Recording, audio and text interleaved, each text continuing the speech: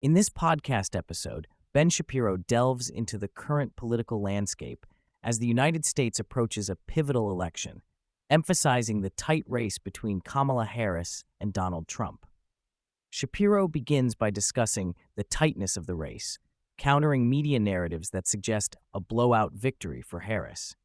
He references a Politico article indicating that Harris did not gain significant momentum from her recent debate with Trump, despite being declared the winner by voters. Polls show only slight shifts in her favor, particularly in battleground states where the competition remains fierce. Shapiro notes that many states are within the margin of error, indicating a close contest. He points out troubling trends for Harris, particularly her declining support among Black and Hispanic voters compared to Joe Biden's performance in 2020. Shapiro argues that this is a significant issue for her campaign, as the Democratic strategy relies heavily on mobilizing minority votes. He also suggests that Harris's attempts to appeal to blue-collar white voters may be backfiring, as she struggles to maintain support from key demographics. Shapiro discusses the Democratic campaign strategy of outspending Republicans significantly, with Democrats reportedly spending $1.8 billion compared to Republicans' $1.3 billion. He notes that Democratic super PACs are shifting their focus from attacking Trump to promoting positive perceptions of Harris, which he believes is a misguided approach given her lack of a strong personal brand. The podcast also touches on the desperation of the Harris campaign, exemplified by the recent visit of Ukrainian President Volodymyr Zelensky to Pennsylvania.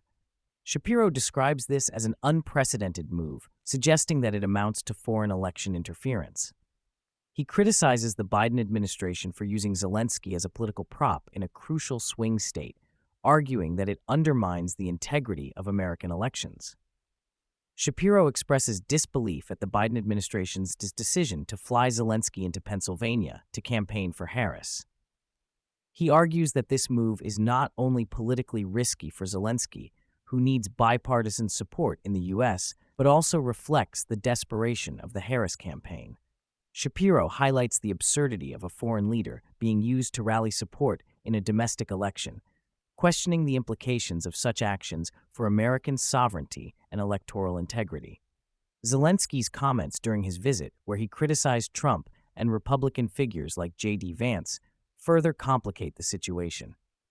Shapiro suggests that Zelensky's involvement could alienate potential Republican supporters, making it a risky strategy for both the Biden administration and the Ukrainian leader. Shapiro shifts the discussion to domestic issues, particularly crime rates in urban areas. He references a recent national crime victimization survey that contradicts the narrative pushed by the Biden administration, showing that urban crime rates have increased since the pre-George Floyd era. He argues that this rise in crime is largely concentrated in cities governed by Democrats, challenging the administration's claims of declining crime.